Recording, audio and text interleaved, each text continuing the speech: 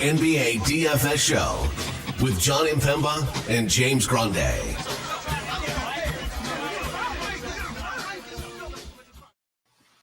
What is going on, everybody? Happy Wednesday, February 14th, otherwise known as Valentine's Day out there for all those who love to love, you know.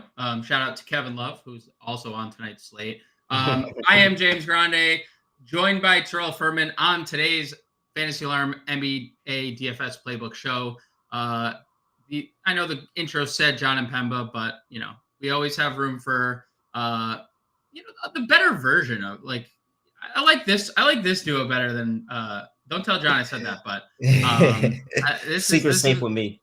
Yeah. What's going on, Terrell? Happy Wednesday. How's it going? How's your day been? I went to your Twitter profile like right before I hopped on, and I saw you retweet 2.5 Men with the Phoenix Suns logo. I thought that really turned my day from when I thought it was Friday to Wednesday. So that really put a joy back on my face after I had such a down hour. What's going on, man? How you doing? I'm good. Yeah. Hearing that it's Wednesday when you thought it was Friday is actually sickening. And I'd hate that. I wouldn't wish that on my worst enemy, because that's a terrible feeling to know that you still got 2 more work days of the week that you got to get through. But yeah, man, 2.5 Men. Shout out to 2.5 Men. Oh, and the Phoenix Suns. And we're going to see them in action today. And we're going to see 2 men, not the half, because the half only plays half the season. And we make jokes about Anthony Davis, but now we got to start talking about Bradley Beal being Professor Glass as well. 5 minutes in the last night. He's not playing tonight. Bradley Beal is out. Bump up your Phoenix Suns today. Yeah, and I think a fun little tidbit there before we get into it. The Bradley Beal, Kevin Durant, Devin Booker trio played more than James Harden, Kyrie Irving, and Kevin Durant did in Brooklyn. So just throwing that out there. Barely. Nice. We got 12 games on the DraftKings main slate, 13 games on the FanDuel main slate. Of course, the two could not link up and include the Golden State and Los Angeles Clippers late night hammer. So we will be breaking down the 12 game slate. I see you in the chat. What's going on, brother? Happy Wednesday, not Friday, to you and everyone else that's joining. Make sure you smash that like button below. Make sure you subscribe to the channel. We are almost, and by almost, I literally mean 2 subscribers away from 6,000 on the Fantasy Alarm YouTube channel. So please smash that subscribe button right now and get us to 6K. You know, $6,000. I wish $6,000. 6,000 subscribers. Big deal to us. We appreciate everyone out there right now. So 12 games. What do we see on the Vegas front, Terrell? Anything really standing out to you with lines, with movement? What do we got going on today? Yeah, on the Vegas front, it's a couple of things. The Atlanta Hawks are somehow laying points still, and I understand how poor this Charlotte Hornets team is. I completely understand it. But since after the trade deadline and after they got those new pieces in, they've won 2 straight games. And they played a lot better defense in that. They actually won against against Memphis. Okay, you gave up 106 to Memphis. Cool. Gave up 102 to the Indiana Pacers, who are an incredible offense. And that was the lowest points total for the Pacers this season. Lowest points total for the season. And the Charlotte Hornets did that last game. If this Charlotte Hornets team is going to be playing defense, and we still believe that the Hawks, who have no defensive identity at all, going into this game and just going to let Charlotte shoot the ball wherever. And then you add the fact that not only are you down Clint Capella, but now you're down Onyeka and Kongwu for 7 to 10 days. So, hey, Bruno Fernando season. But I'm backing the rebounding for the Charlotte Hornets to be better. I'm backing the shooting for the Charlotte Hornets to be better. I'm backing the defense for the Charlotte Hornets to be better. I think this line is off. 7 points, 6.5 points. I think Charlotte can win this outright. Yeah, and Atlanta's a terrible road team this year. So it is it's definitely interesting to see them getting 7.5. I'm also skeptical. We'll talk about some ownership in a few. You mentioned Bruno Fernando's name. He is very popular this year. And we'll get into that. We'll get into that in a few. I would say that is definitely something worth noting. There are a couple games with 240 plus totals. Indiana, Toronto, 245. 244.5 over on BetMGM. Indiana giving Mhm. 3.5 to Toronto. We don't know the status of RJ Barrett in that game. We have 242 implied points in San Antonio, Dallas. Dallas 11.5 point home favorites in that one. The aforementioned Phoenix Suns are home on the second leg of a back-to-back, playing the Detroit Pistons also on a second leg of back-to-back. Phoenix giving 13.5 to Detroit. Interesting, some Detroit news and notes. Cade Cunningham, seen this before. Second leg of a back-to-back, listed probable. If you remember the last second leg of a back-to-back, Cade was listed probable. He was Mhm. scratched after lineup lock. So keep that in the back of your mind heading into all those people with Detroit shares. We have 241 implied points in the Lakers Utah game. 5.5 point spread in that one. Utah is Mhm. giving 5.5 at home. And we already know no LeBron James in that game.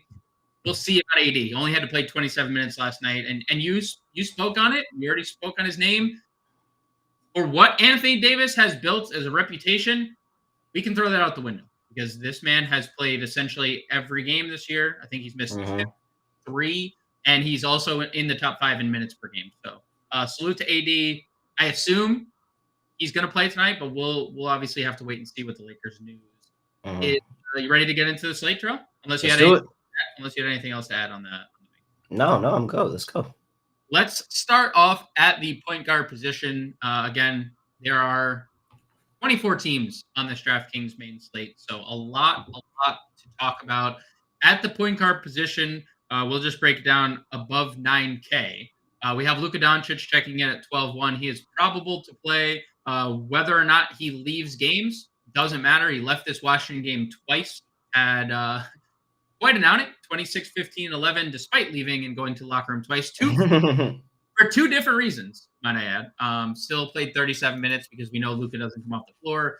Devin Booker, really slow start last night. Really picked it up in the second half. 1 assist shy of a double-double, 46 fantasy points. He's 9,800 without Bradley Beal. Donovan Mitchell, the now reigning, defending Eastern Conference Player of the Week, 97 Mhm.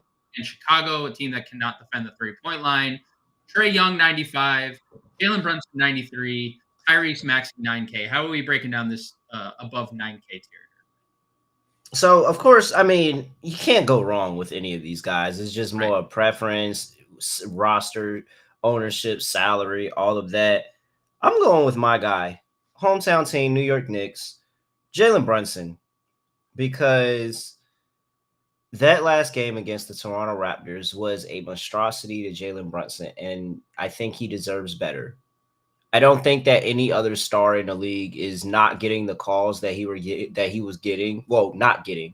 So not getting the calls that he wasn't getting. They're probably getting foul calls there. He probably should have been to the line 16, 17 times rather than the 8 that he went in that last game. Like that was insane. The shooting was off because he was getting fouled, literally in the lane, getting fouled. And of course, the shot is missing and they're not calling it. And then I don't even know what to call that call at the end of the game. I just Yeah. feel like Jalen Brunson is due for some regression with the refs. We know he's a star. We know he's a hooper. The Knicks team is on the road. He's going to play almost every single minute in this game going into the All-Star break, which I think he's going to have a very, very good All-Star weekend. I'm backing Jalen Brunson today. I think that this is going to be a nice bounce back game for him and the New York Knicks. Yeah, and his offense may need to be even more elevated here with Bojan Bogdanovic listed on the injury report as well today. We don't know if Bojan's going to play. We already know DiVincenzo as well. He is also listed on the injury report, and there's an Achilles there. We've seen Isaiah Hartenstein tried to return maybe a little too fast from the Achilles, and now it re-aggravated, and obviously that's never a good sign. So the Knicks are going to need to rely on Jalen Brunson a lot tonight. I like that. Getting the Magic on the second leg of a back-to-back as well. And they're 2-8. Legs. They're 2-8 straight up on back-to-backs this season. Magic haven't been good in back-to-backs. And the fact that who's going to be on Brunson is probably going to be Jalen Suggs. Is that concerning? Yes. But Yeah. I expect to see a lot of pick and roll. Honestly, I think they're going to live in the pick and roll today, and they're just going to keep forcing Suggs off of him, letting Brunson drive to the rim and really attack those bigs in the paint. So, yeah, I think Brunson's going to be in for a good day. I think he's going to have a lot of free throws, and it's all going to help. Andrew, we got you. Oh, well, there you go.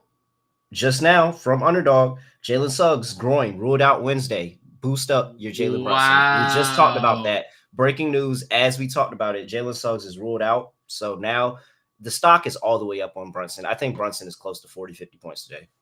That was very poetic. That was very poetic. That was like a perfect segue into Jalen Suggs. You knew that was going to happen. You're in Yeah, cahoots it with was Underdog. perfect. It was perfect. I am in cahoots with Underdog. Hey, they do sponsor one of my shows, so Okay. you Well, know, I might have planned this now.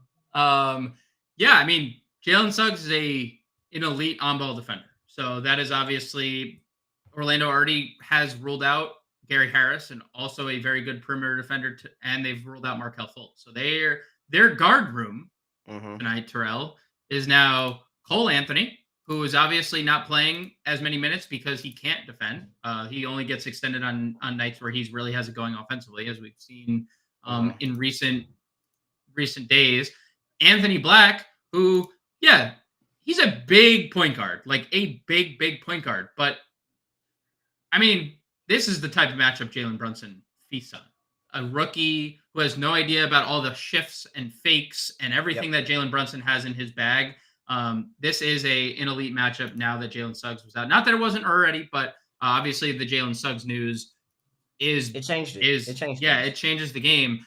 I think we should just stay right here and we can go back up. What do you make Cole Anthony? $3,700. It's not the best spot. The Knicks are a slow-paced team. They're a good defensive team overall. But there's not a lot of guards in that room for Orlando. Cole Anthony, if he approaches anywhere close to 30 minutes, is not a $3,700 player. Definitely not. And I think that if you look at this Knicks team, for the most part, they've kind of broken down a little bit defensively with the lack of rim protection that they've had, with the injuries that they've had, that some of these games have broken down defensively to where everybody was like, this Knicks defense is great, but OG goes out. You already know you don't have Mitchell Robinson. Then Hartenstein goes down, and that's some more rim protection and just a body. Whether you think he's a great defender or not, the point is that you have a really large body in the paint that's able to at least challenge the shot. You don't have that anymore. So it's a whole bunch of defensive losses that the Knicks have right now where, hey, maybe Cole Anthony does get it going. Like maybe they say, all right, let's go ahead and attack these bigs and let's get Cole Anthony where he feels comfortable. So, yeah, I think $3,700, there's a lot worse plays than Cole Anthony. Agreed. Let's go back to the top. I just figured why not we get to and just okay, we don't have to talk about Anthony Black yet, but I don't think either of us will have. I don't think either of us will have much interest there, but we'll get into it at a different position. What about the 8K, 7K tier? We have Tyrese Halliburton, probably more of a fake questionable tag. He's been dealing with the left strain, the left hamstring management.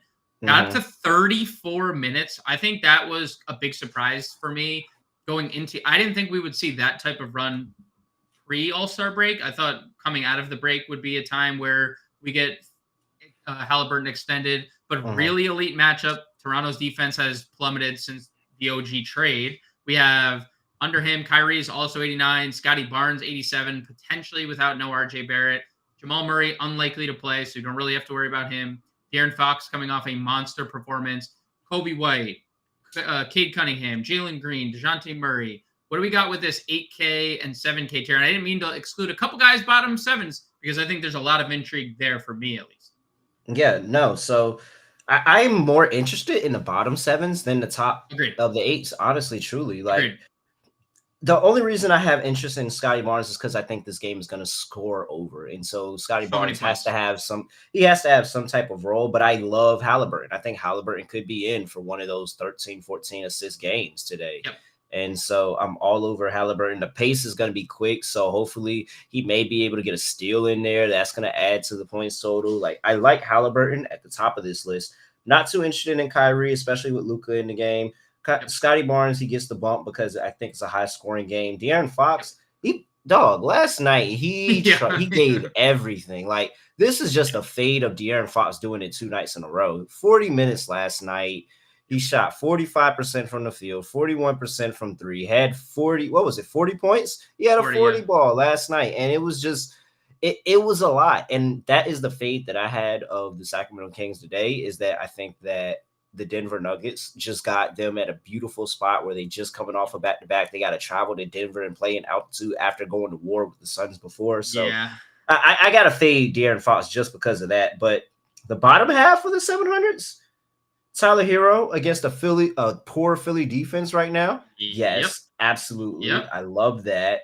Love Quickly today, even though he's been really bad recently. I'm still bought in on this over, so I think Quickly could benefit from that. So I don't know. I like the bottom half. I could even be talking D'Angelo Russell today, to be honest. So I prefer the bottom half of the tier way more than top half. I agree on the Halliburton front. I think it is hard to ignore the price because he's a 10K player. Let's face facts. He's a 10K. He was a top 5 MVP candidate probably prior to his injury, just given everything that they've done to this point. And then obviously rushes back from injury and, the history, he had just been limited since. Scotty Barnes would obviously be interesting if RJ Barrett were to sit. I agree on the Fox front. There is no harder back-to-back in the NBA than going to Denver on the second leg. That's like there was a John always talks about it's the Utah to Denver back-to-back. That's not this as quite bad going from Phoenix. But again, they blew another lead last night to Phoenix. That was the second straight game and that's just deflating. In a game, the Fox goes for 40 and Sabonis had a 30-point triple-double with 18 rebounds, and you lose. And now you have to go face Jokic, who's now the current odds-on favorite to win MVP. Good luck shaking that off. Yeah, good. Yes, agreed. Tyler Hero, love the bounce-back spot opportunity here for him.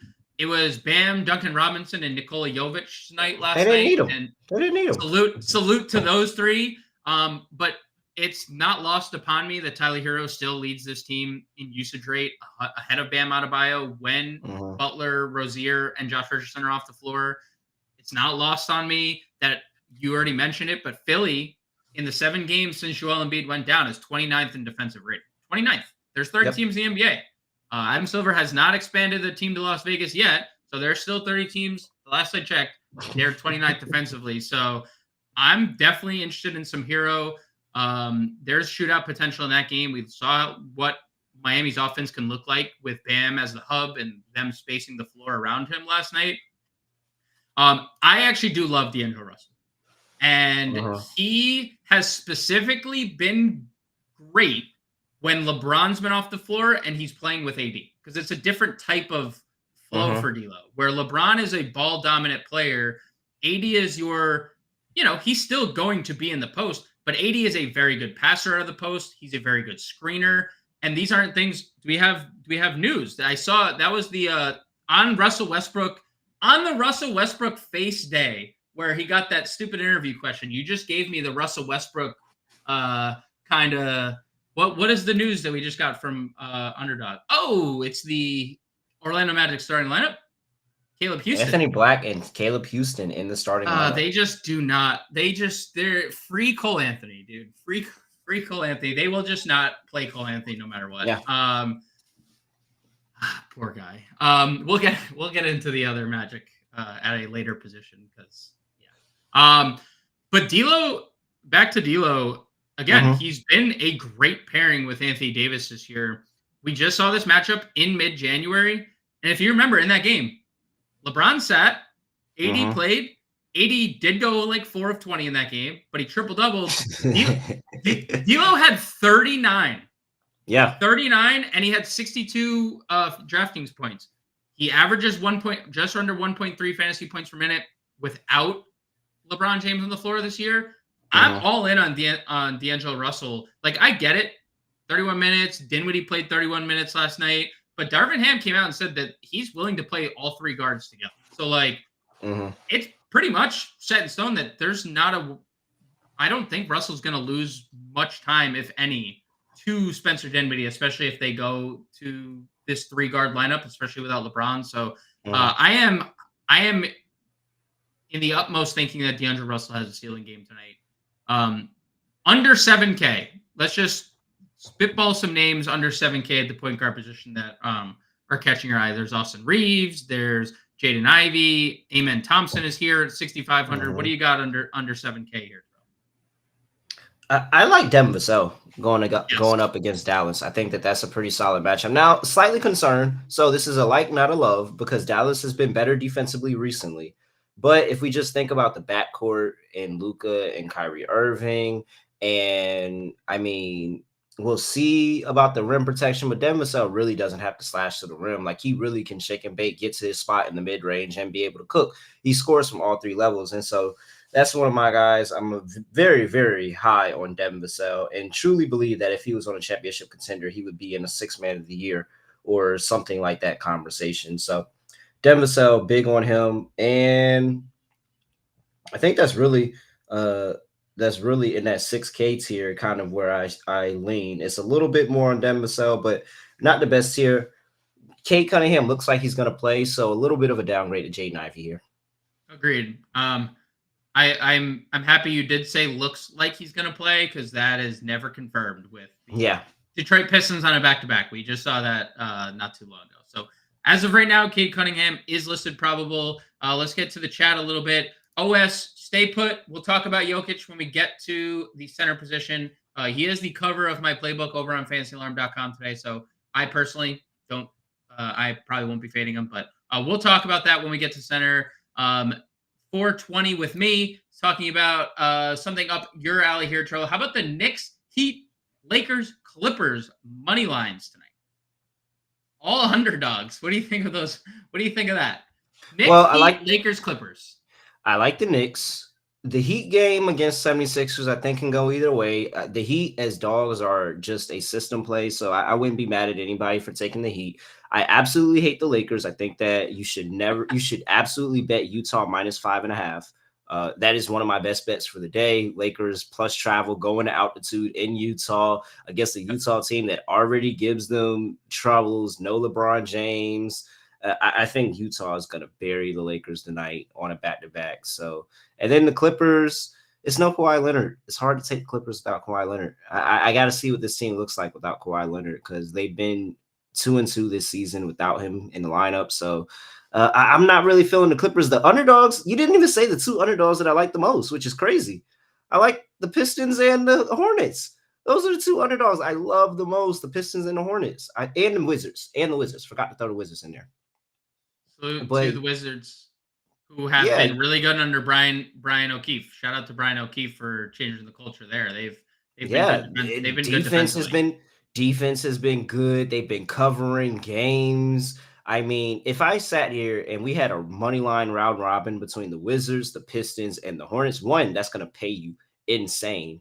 And I think you have a pretty good chance of getting 2 of those wins, because you have Phoenix, who just came off a crazy game last night where, hey, we've seen these Phoenix back-to-back injury reports. Sometimes these guys sit late in the day. If you get a good number with the Pistons now, and you get a Phoenix team that is uninterested with a terrible bench, I don't know. The Pistons might be in it. They beat the Kings on the road. It's like 13-point underdogs recently, so I think the Pistons could do it. I told you I think that Hawks team sucks. So those are the underdogs that I really, really like tonight, but I definitely am on the Knicks as well. And I'm kind of looking at the Heat. I haven't gotten there yet.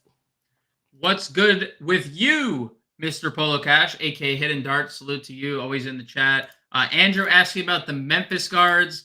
I mean, we know there's no Scottie Pippen. We don't know if Derrick Rose is going to play. Either way, like, I assume Jacob Gilyard, who was inactive last game, is inserted back into the starting lineup. Minimal role. I think there's better value out there than Jacob Gilyard. So Memphis in general is just really, really hard to like peg as I think it's under game. Yeah, game is. I mean, Houston. First off, Houston's a terrible.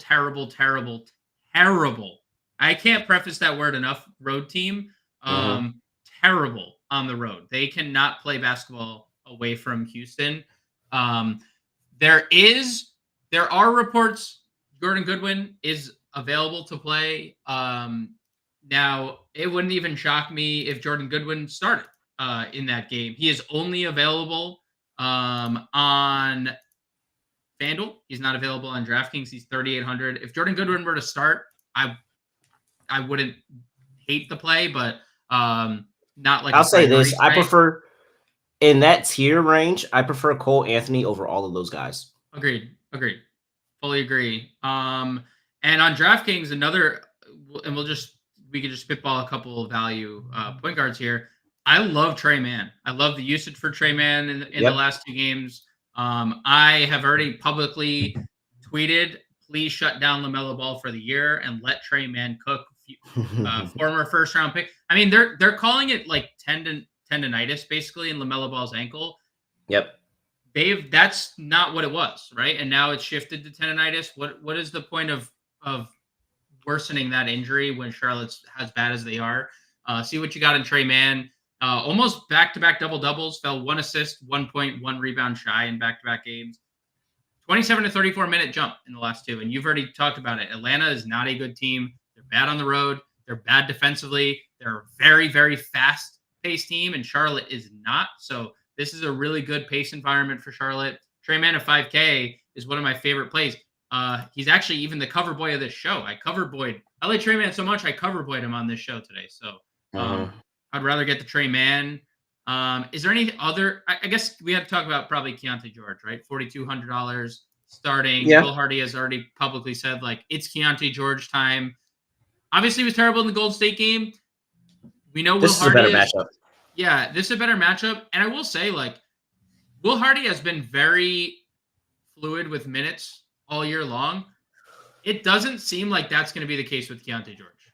We're just going to get Keontae George development season for the rest of the year, and I'm here for that at $4,200. Yeah, 100%. I'm down all the way down, and it opens it up. And you saw it with the Abaji trade that they were trying to make the room with Abaji and Olynyk. Honestly, they were trying to make room for Keontae George and Walker Kessler. They wanted to give those guys more minutes. They want them to have more of a role in this team and shipped over to those guys. So yeah, I'm all over Keontae George. I think Keontae George can have a pretty solid day in that backcourt against the Lakers. Des, what's going on, brother? And Steph against the Clippers, solid. He's been really good lately. Warriors look really good. So I have no problem getting Steph. 9,800. Steph Curry. Yeah, Steph Curry. He looks like Steph Curry again. Like peak Steph Curry again. Shooting guard position. I think there's obviously merits to getting to Booker. I think if Darius Garland, who's a non-COVID illness tonight, if he sits, Donovan Mitchell, obviously Point Donnie is as good as anybody in the NBA right now. We have Kyrie. We've already talked about Brandon Ingram, new face at the shooting guard position. What do we like here at shooting guard, Terrell? I mean, you don't have to say any of them. It's at the top. I mean, I'm not gonna fade any of the guys like Donovan Mitchell and Devin Booker. I'm not gonna fade those 2 guys at the top. Yep. So if you're telling me that you want to add those guys in your lineup and you want to build a lineup around them, I think that's a really solid play, especially expecting points in that Phoenix and Detroit game. So I think Devin Booker, obviously, Donovan Mitchell, obviously, nothing I really, really love yet, but these are all very, very good plays. Yeah, I think the love is, again, Tyler Hero at 72, someone we've talked about. Austin Reeves is a guy I think we can definitely get to without LeBron. 6,900, nice. A really good matchup against Utah. 7 straight games for Austin Reeves, over 32 fantasy points, and 6 of 7 over 36 fantasy points. He's starting to look like that kind of do-it-all guy that he kind of bursts on the scene as, where earlier in the year, it was like trying to figure out how to deal with playing big minutes next to LeBron and next to AD and next to D'Angelo Russell. So I like where Reeves' role has been. I like the production without LeBron. What about this lower 6K tier? I love my boy Lunch Pail Vince Williams. Like, just guy just clocks in and That's out. My guy, VCU grad. Oh, okay. I mean, dude, shout out to the VCU Rams. Dude, he is so like clocks in, very good. Like does his job, work. Clocks out, gets home, comes back the next day, and does it all again. Who's that talking about? Memphis guards. That's the one. If it's anyone, it's him. It's Vince Williams. Agreed. Andrew, there's your question. There's your question answered. Vince Williams would be the answer. $6,200. I'm okay getting to Hield or Oubre. We know no Tobias Harris tonight. Obviously, no Joel Embiid. Hield's role has been fantastic with Philly. Hey, look at that. Nick Nurse playing guys big minutes. Yep. What a shocker Who there. would have thought? Yeah, Not me. Yeah, who would have thought? Nick Nurse has a new toy and just starts playing him as much as he possibly can until he eventually breaks down, right? So if you want to get the Hield or Oubre, I think both are in for big minutes as long as that game stays competitive. And then we get below 5K. I think there's a couple similar looking plays to me in Jordan Clarkson and Malik Monk. Now, I am as big a fan of Malik Monk as anyone else. I love Malik Monk. I cannot wait till he gets paid this offseason, wherever he ends up. And he's when he goes on stretches like this, I'm all in on Malik Monk because he is one of those streaky players where, and I understand we both said it, very tough back-to-back in Denver. Yep. But Malik Monk is a hooper. Through and through, doesn't care. Playing basketball is what he just does. He talks a lot of shit when he's out there. You can see that he's having more fun than everybody else when he's out there. And I think those types of players with high energy are the best candidates for big nights on back-to-backs. And it just so happens that he's scoring big points. I mean, 20 plus in 4 straight in 6 of 7, 18 plus of 7 straight, coming off 37, 41, 31, 50 fantasy points over his last 4 games. And, oh, by the way, his price went down $200. So I think Malik Monk is a viable option. But Jordan Clarkson, if you'd rather a guy not on a back-to-back in a great matchup, there's a revenge narrative, obviously, here with Clarkson against the Lakers. He has good matchups against the Lakers, too, man. Yes, he does. Yes, he does. He's put up 20 plus points in 3 of the last 4 against the Lakers. All of those 29 minutes, 31 minutes. He had 21, 22, 20. Even the game before that, he had 19 and 29 minutes. He's gotten so much of a bigger and more defined role in Utah this year, where it's not just like, hey, we got Jordan Clarkson coming off the bench. This is a nice bench guy. Oh, potential 6th man of the year candidate. No, he's getting consistent minutes night in, night out into the 30s. Like, I think Jordan Clarkson, with the role that he has in the offense of being the guy coming off the bench and running that unit and then still having the trust when he plays with the starters. I love Jordan Clarkson against the Lakers today. This is one that I would definitely target. Some interesting news across the wire here, Terrell. Kyle Kuzma listed out. I know he was a midday downgrade with the illness. What does that do for you? I mean, we're at shooting guard. I assume, and I think this is what everyone will assume, and Bilal Coulibaly just is your immediate starting plug. I have him on my phone right now. He's been the guy that has generally, because he can guard so many positions, and that's, I mean, he is an elite on-ball defender at 19 years old, which is crazy. But any interest in Coulibaly at 42 now that we assume he's going to start? Yeah, I prefer Coulibaly at 42 than Jordan Poole at 54. Oh, I'll say I say that. Like, you look at his production when he's getting over 30 plus minutes the past few games. 33 minutes, he had 40.5 fantasy points. 37 minutes, he had 33 fantasy points. 31, 22, 23. Like, you're getting this guy for the bottom of the barrel nothing, and he's essentially guaranteed 20 with the max floor of 40 with the minutes played. Again, like against the Pelicans team that I think everybody's just kind of iffy on. They're good sometimes, they're bad other times. This Washington team has been competitive, and that's what I'm trying to remind everybody. This Washington team has been so competitive. If Coulibaly starts, I think that he's going to get the minutes, and they're going to be in it for the entirety of the game. It's not going to be a portion where he's sitting the fourth quarter. So, yeah, I'm all over Coulibaly here. Yeah, and this isn't a spot we have to worry about first team all defense Herb Jones. So Herb's going to be on Tyus or Poole or the combination of both them on a combination of both them on one possession, because that's what Herb's a psychopath and can do that. So I like Coulibaly 42. I also think we have to talk about Duncan Robinson last night. I mean, I know it's a back-to-back, but great matchup against Philly, coming off the game that he had. He was like the primary ball handler last night in pick and rolls and dribble handoffs and stuff. And 4,400 is still too cheap. He's figuring to be very popular again? Are we going back to the Duncan Robinson well at 4,400? Yeah, I'm not mad at it. Especially again, the defense for Philly's been really, really bad since Joel Embiid went out. Really, really bad. I expect this to be an over game. I can't get mad at anybody playing any of those plays. So yeah, I think Duncan Robinson in that 4,400 range is a good look. I'm trying to get there on Marcus Sasser, man. I just think he should be in for more of a workload. I would if they do somehow, some way make Cade a last second out or scratch, then that would just boost Sasser up for me. But just already, he gets the attempts. Like he gets the attempts when they put him into the lineup. In the past 3 games, he's had double-digit shot attempts, and that means a lot. He's a really good defender coming over from Houston.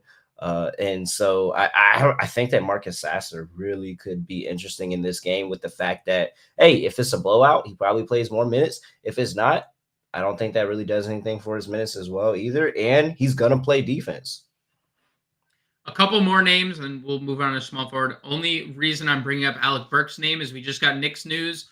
No Bojan Bogdanovic, no Isaiah Hartenstein, no Dante DiVincenzo today. All ruled out. So we could see Alec Burks potentially into the starting lineup here, $4,800 with no DiVincenzo. Maybe they even go. Maybe they with that lineup. Burks is definitely a value. He could start. Like if they said he was starting, I wouldn't be surprised.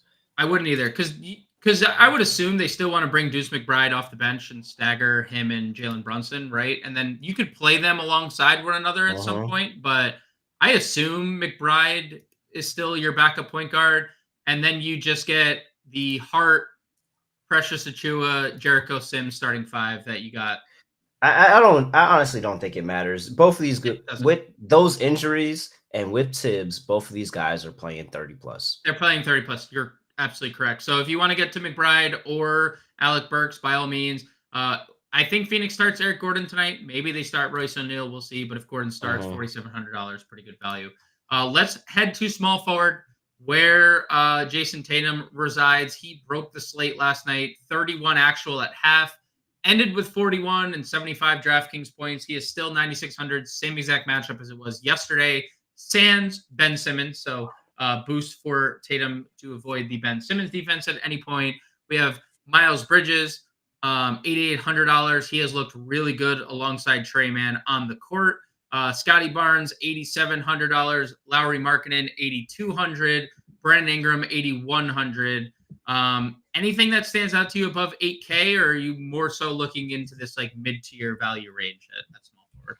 No, I'm over Lauri. I think Lauri Markkanen is going to have a really good game here today. And again, I'm just fading this Lakers team who played last night, and now they're going in altitude the next day. And I think we talked about it earlier. Denver and Utah, very, very tough places to go try and play a back-to-back. Very, very tough. So much so that LeBron James isn't even playing in this game. You look at him, he's had some really, really solid games against the Lakers in the past, 29-9. Yeah, there's a 10-8 in 23 minutes, but 23-3, 27-13, 18-9. Like he's been able to put up some pretty solid numbers. I think that he's going to be able to crash the boards, get those rebounds, be able to maybe a block or two. He's got actually a block in 3 of the last 4 games against this Lakers team. So that's going in your favor. We know he's going to be able to score, and I know he's going to be able to score tonight on the Lakers. That's probably going to be where he gets majority of his points. I'm back in the Jazz today. I told you earlier, I like the Jazz -5.5 as one of my favorite plays of the day. I'm going to back Jordan Clarkson. I'm going to back Lauri Markkanen. Yeah, Markkanen has a very high ceiling. We just need this version of Lauri Markkanen to show up, 33-11. Dwayne with a 2-parter here. Hello, everyone. I went against the chalk, so I'm assuming Miami, and got smashed yesterday. The second part of his message. Now, today is the day I smashed. You went against the chalk.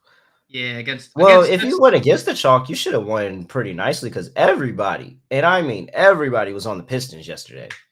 Yeah. Well, Miami checked in really popular yesterday. And,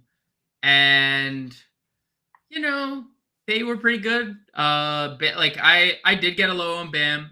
Tyler Hero was 70% owned yesterday. Duncan Robinson was 60% owned. He went for a jillion fantasy points. So I'm assuming Dwayne faded Miami as well in that early window, and that hurt. But he also said, join me in the smashing pause. Dwayne, it's a great day, bro. It's Valentine's Day. Get your smashing on. You know, it's great. Love, Dwayne. Love the smash. And it's hump day.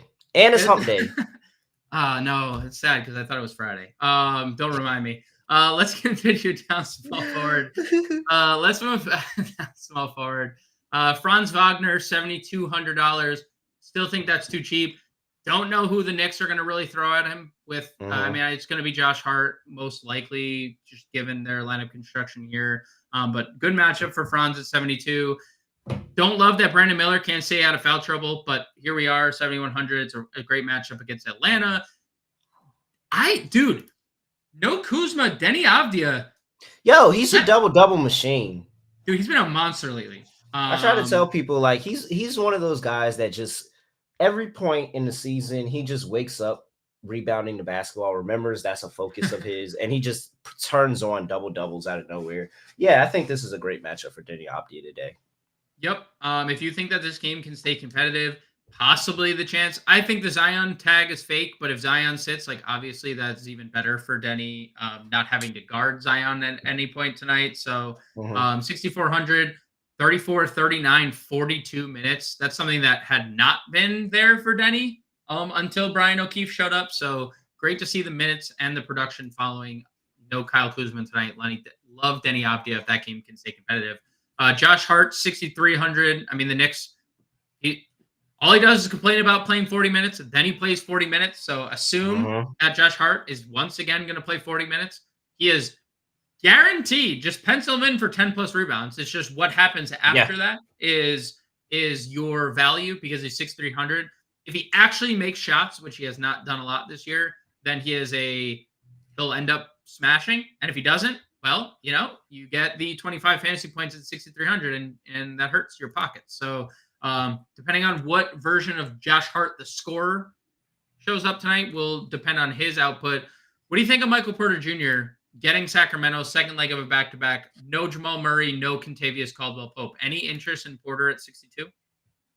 Yeah, I do. And because I think the scoring is going to be on. I think that you're just going to forego defense in this one. The Kings, while they are on the travel spot and it's a pretty bad spot, I think they're going to just pour in and try to pour in points, and it'll be whether the ball goes in the basket or not. But for the Denver Nuggets, I think that they're going to take advantage of the poor defense that the Kings have right now. Michael Porter Jr., a little bit of a mismatch there in terms of his height and his ability to shoot the basketball, that if he gets to his spot, I really don't think anybody should slow him down. The only thing I'm concerned is that if Aaron Gordon is just backdoor cut king and they just continue to do that with him today. But other than that, I think Michael Porter Jr. has a pretty good day. Yeah, Gordon actually $100 cheaper. We'll get to him at power forward in just 1 second. 5K range. Anything stand out? I like the Keldon minutes a little bit more lately, 28 and 30. I got one more for 6K. I got one more. Right there at 6K on the dot. Sadiq Bey. Look at his past few games and what he's been doing in terms of fantasy points. And now you're telling me that there's no Onyeka Okongwu. Maybe Bruno Fernando is the answer, and we'll talk about Bruno in a second. Maybe he is the answer, and he does a lot of the rebounding. But Sadiq Bey has been heavy on the glass for this team. Looking at his past few games, 5, 6, 11, 9. He's got multiple double-doubles here in his past 10 games. He's got an 8-rebound game, a 9-rebound game in there. And you look at the fantasy points, last 5 games in fantasy points, 21.8, 41.5, 37.8, 41.8, 27.3. Like, he's been pretty good. He's got an opportunity. And you're telling me no Okongwu. I think the rebounds are going to be more open on this team, where it could be a Jalen Johnson. It could be a Bruno Fernando. It could be a Sadiq Bey. Shoot, maybe we get a DeJounte Murray triple-double type game with rebounds. Like, I think the rebounds are going to go around for the Atlanta Hawks, and it's going to be, quote-unquote, rebound by committee. So, yeah, I think Sadiq Bey, I'm going to take my shot on him at 6K.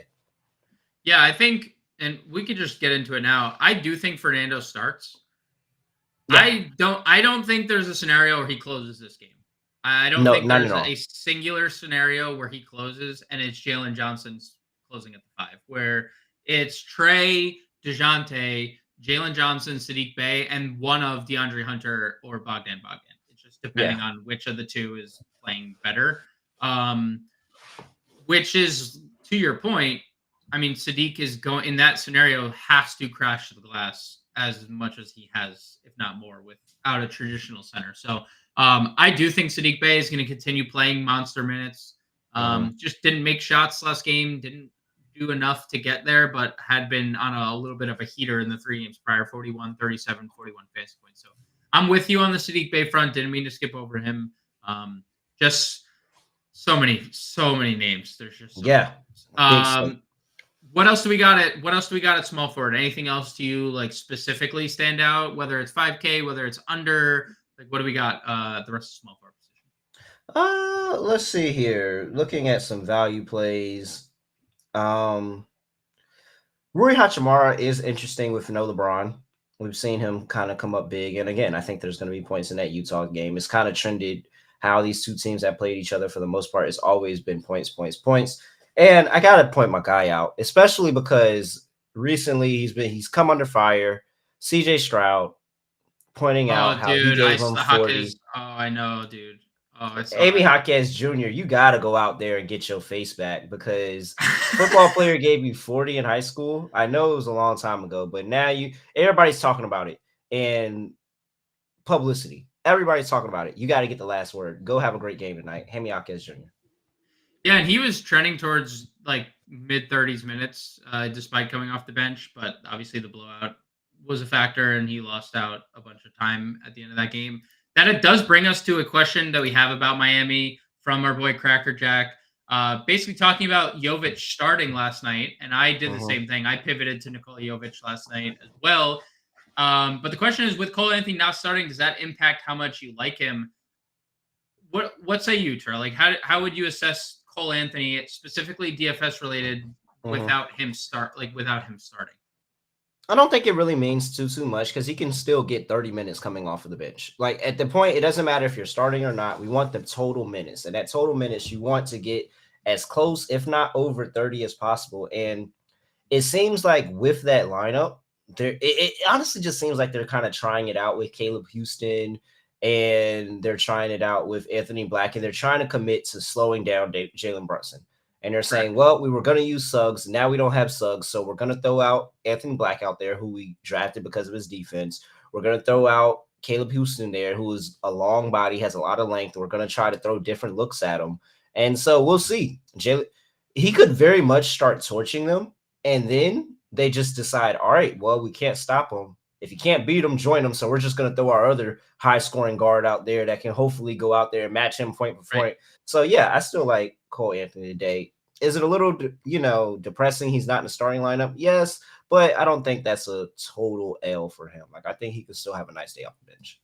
Yeah, he also just hasn't started this year. Like, they've just been comfortable no matter what, keeping him. This has been the traditional, their traditional way. I thought maybe because they are down so many guards that maybe we do see him enter the starting lineup, but it has been the case where Anthony Black starts, plays around 20 minutes of like just getting his cardio in and then moving on to Cole Anthony for more. So I like Cole Anthony. I'll just fireball Corey Kispert's name out there, 4,400. He's been really good shooting the basketball. That is what he is. He also had just an absurd game against Boston peripherally, 6 rebounds, 4 assists, 3 steals. I don't think we can expect that again, but no Kuzma. I expect Kispert to be extended a little bit here. We mentioned Koulibaly, also small forward eligibility. I like Royce O'Neal tonight, whether he starts, whether he doesn't. We saw him close last night, 30 minutes. Phoenix experimented with that Durant at the 5 for most of the fourth quarter last night. They did go to Nurkic for a small stretch, but I do like $3,800 Royce O'Neal. Let's shift to power forward, where Kevin Durant is 9,900. There's no Bradley Beal, but dude, like, why is Victor Wembanyama still 9,200? Like, can we just get this over with? I understand that he's on a minutes limit. I get it. Whatever you want to talk about, like, oh well, he's only. Just move it to 10K and just make someone think about it, because at 9,200. If you're telling me that is the ceiling on a guy with 30-minute upside or just a 30-minute floor, what happens if he comes out and plays 35 minutes tonight and Pop's just like, oh, forgot to tell you guys, we lifted the cap on Wemby, and he's not capped moving forward. Like, obviously, I think that's post All-Star break, but like, can we just get it over with? They had 10 blocks. And what if he just says? What if he says you're about to have a long break? You're about to have a long break. Why not just throw you out there for 35 minutes? It's not like you got a game in the next week. Why is he 9,200? That's all I got for everybody here. I am definitely high on Victor Wembanyama this evening. What else do you like at power forward here, Terrell? Paolo's 83. We've talked about Markkanen. Triple J is $8,100. We know he's going to take a lot of shots, and Houston's bad on the road. What else do we got here at power forward? Oh no, I'm going straight to the revenge game. Straight to the revenge game. Who do we got in a revenge game here? Because Pascal Siakam is in Toronto today. It's true. We ain't had to wait long for this one. He's in Toronto for today. Taking Pascal Siakam. This Toronto team, terrible scoring, terrible defending inside the paint. One of the bottom 5 teams in defending inside the paint. Guess who's a great in the paint scorer? One of the top, Pascal Siakam. So yeah, I think Pascal Siakam is going to be able to score. They struggle with rebounding in Toronto. I think that's somewhere where he can take advantage on the boards and get you those extra fantasy points that you're looking for. I think this is a big double-double, big scoring day for Pascal Siakam again. And what I said is an over day. If that pick and roll gets going with him and Halliburton, then I think the Raptors are cooked. So yeah, I love Pascal Siakam at $7,900. Yeah, and if Miles Turner sits, he's midday downgrade. We're going to see some Siakam at the 5 because they're not going to – I don't think we're going to see much Oscar Tshiebwe tonight as the backup center. It's going to be Pascal and Isaiah Jackson probably starting. So Siakam at 79, small forward, power forward, eligible. Oh, Tshiebwe, the guy that has Giannis' 62-point ball. He does. Even though we've also now all confirmed that the guy on the Milwaukee Bucks had the ball the security guard had the ball the whole time. So, shout out to Giannis for that. Jalen Johnson, 73. I think again, I am as high on Jalen Johnson as any other player in the NBA. I do think we're going to get small ball lineups with Jalen Johnson at the 5, which is why I'm a little worried about 45% of the field getting to a $3,600 Bruno Fernando. Like, I don't know if the minutes change at all for Bruno Fernando. Maybe they do, maybe they don't. On a 12-game slate, a risk I'm personally willing to take is not playing Bruno Fernando for at half the field's ownership. So, what do we think of Mobley? I want to hone in on Evan Mobley real quick. He has been so good since returning. There has obviously been some type of minutes limit.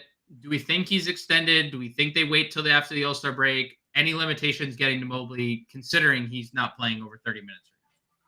Well, like I said, there's always a chance that they just say, you know what, forget the minutes restriction because you're about to have a week off. We're not really pressed about that. There's always that chance. But he's been solid in that 25 to 28 minute range.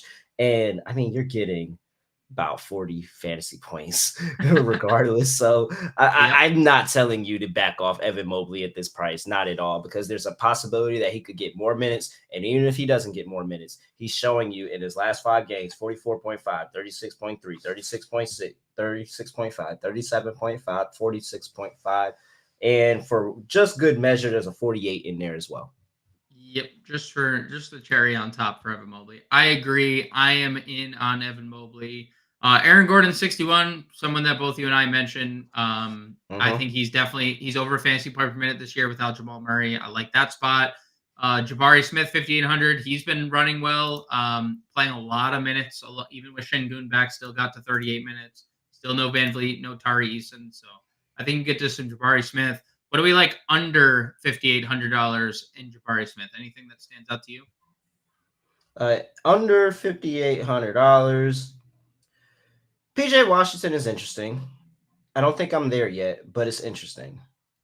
The minutes were very appealing in that Washington game. And I think that's really what it is. It's the fact that, because I believe he came off the bench and he had 36. No, he came off the bench in the OKC game and then started in the Washington game. Okay, so the minutes is where you feel better at, and that he's getting 30 plus minutes there. Yep. And that could grow into fantasy production. So PJ Washington at this price is interesting, that we could get a pretty good day for somebody that's sitting there at $5,500. Other than that, I'm not really too keen on a lot of people in this tier. Asar Thompson does have some interest in me, very, very deep down. Small interest, not a lot, but I think Asar Thompson with all the injuries and everything going on in Detroit, and the fact that I just don't think that the Phoenix Suns are going to take this game seriously. Asar, somebody who gets very, very easy looks at close to the rim by the basket. Of course, he's going to rebound. He's going to defend. That's somebody that I think could sneaky have a very good day. Yeah, I like Asar Thompson. Weird to see just 2 rebounds next to his name. Those Thompson brothers are menaces on the glass, both of them. I do have mild interest in Kelly O. I've liked the role since arriving in Toronto. 30 and 32 fantasy points in each of those 2 games. We've seen him play alongside Jakob Poeltl a little bit in each game. We've seen him play behind Jakob Poeltl. So Kelly O, they're experimenting with him at the 4. They're experimenting him with at the 5. I do have some interest in Kelly Olynyk at the 5. I think Peyton Watson is a guy that always gets extended looks when guys are out. I know they're going to start Justin Holiday. I'd rather play someone like Peyton Watson over Justin Holiday. We didn't mention Reggie Jackson is likely going to draw the start for Denver as well. He's another guy that you could, theoretically get to if you wanted. I'm a little bit interested in Grant Williams at 4,300, despite the reports that everybody hates him. At least everybody on Dallas hates him. He's closed for Charlotte the last 2 games, and this is why I don't think we see Bruno Fernando close at all.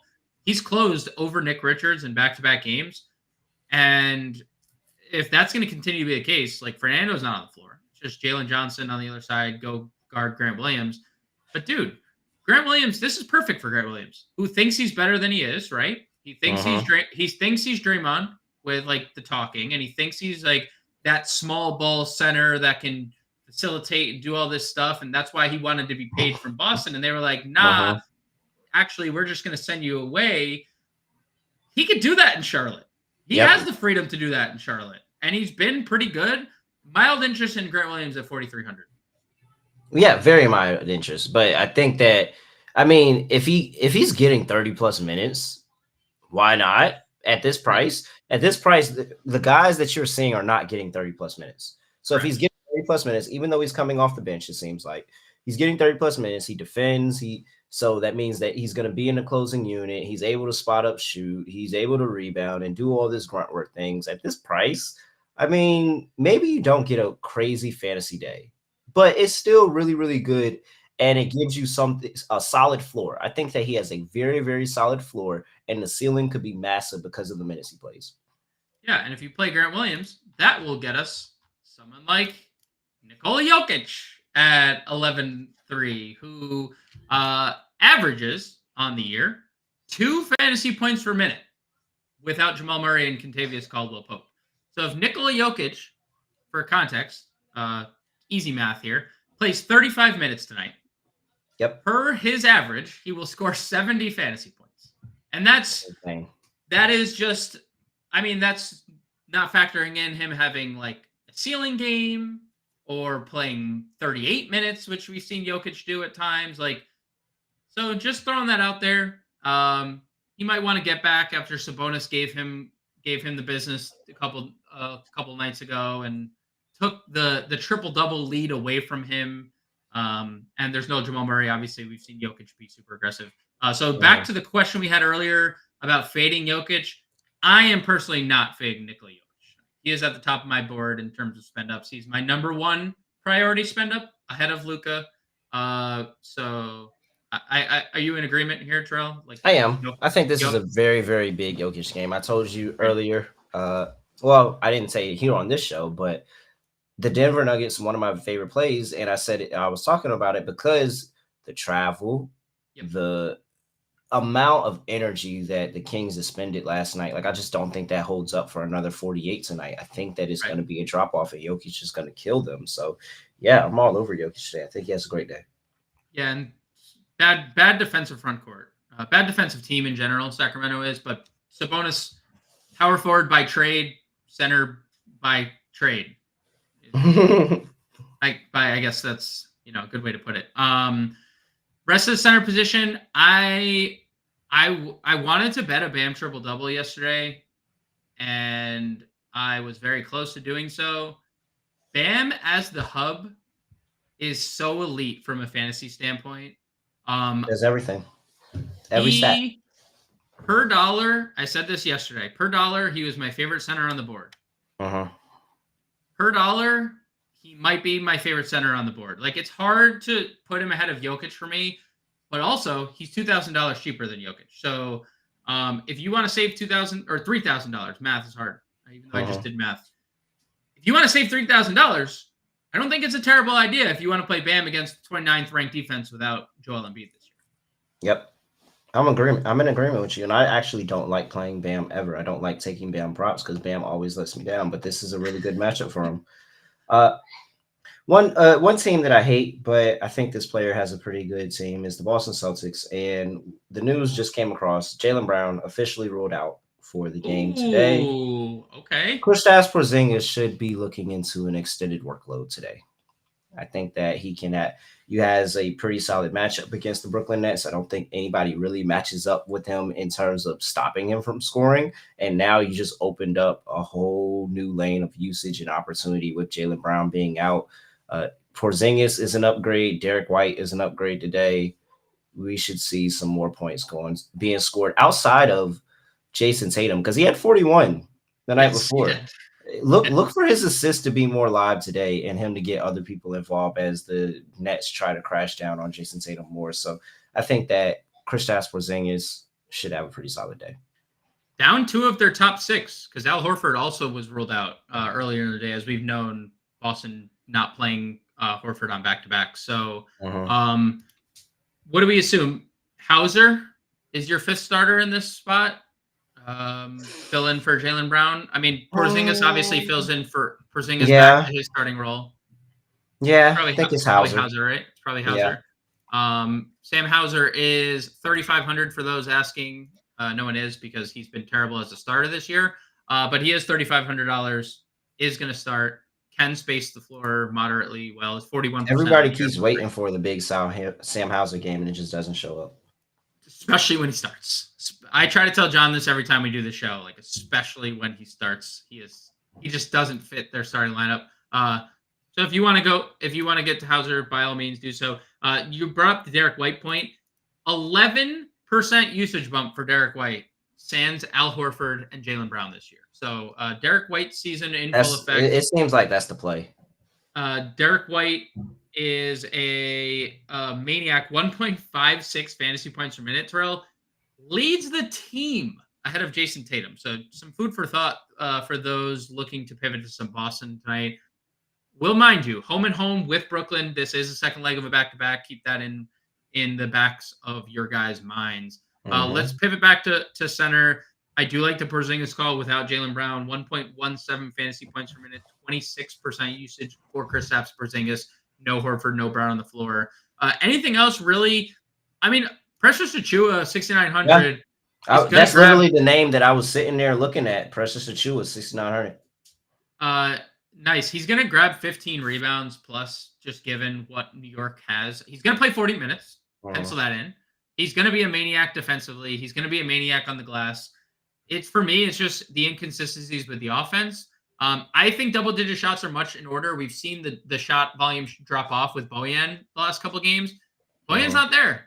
No Bojan tonight. So I think we should get pretty good shot volume out of Achiuwa tonight. They Underdog tweeted out they have 9 available players tonight, and 3 of them are Taj Gibson, Jacob Toppin, and Charlie Brown. So expect the top 6 guys to see very heavy workloads, and Precious Achiuwa is included in that.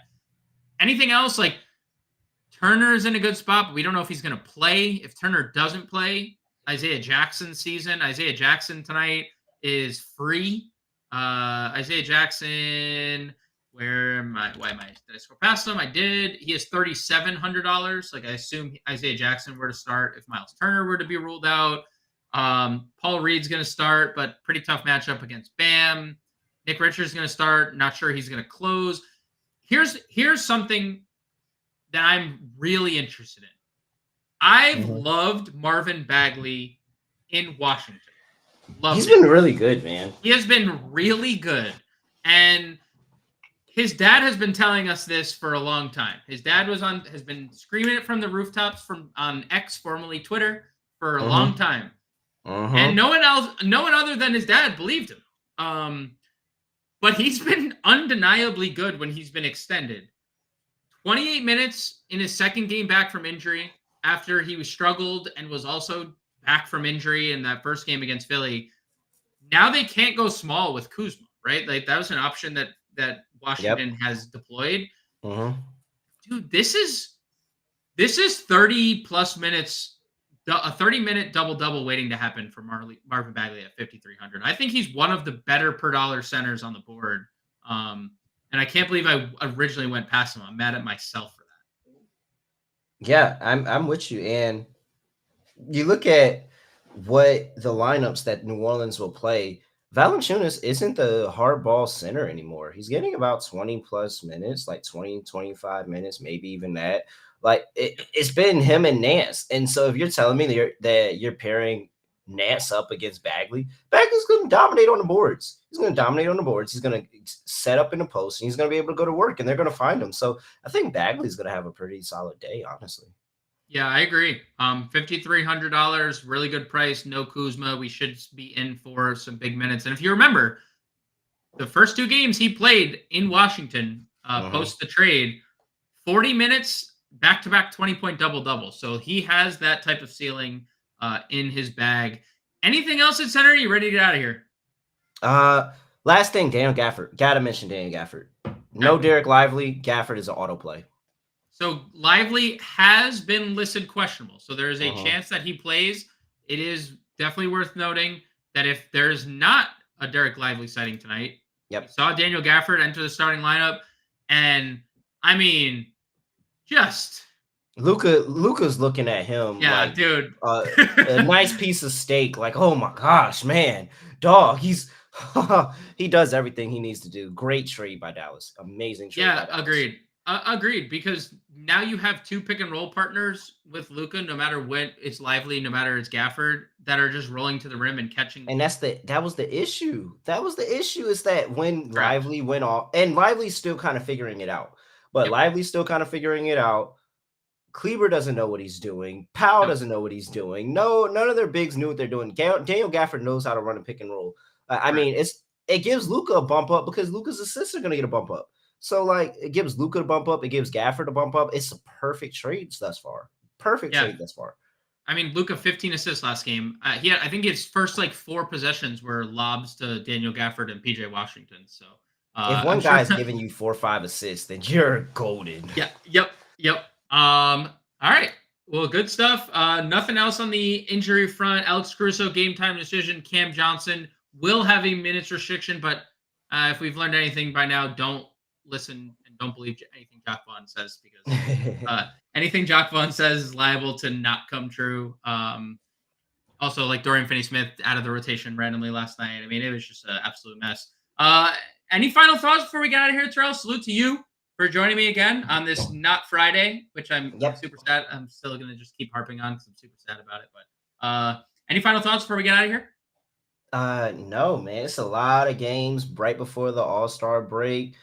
Go out there, play some pick'ems, play some DFS, get out there, get into some of these single game lineups, man. Get into some of these showdown lineups, like the Pacers game. I like that Wizards and the the New Orleans game. I like that one. Yeah, I like that Wizards and New Orleans game as well. Get in there in some of them single game lineups for sure. That'll do it for us here at Fantasy Alarm. We'll be back tomorrow. Actually, TBD on that, as my daughter is yelling and screaming in the background. She said no live stream tomorrow. So when she speaks, there's nothing else I could say. She ain't really even speaking. But for Terrell, I'm James. Thank you everybody for watching. We'll be in the Fantasy Alarm Discord up until roster lock. We'll catch you guys later.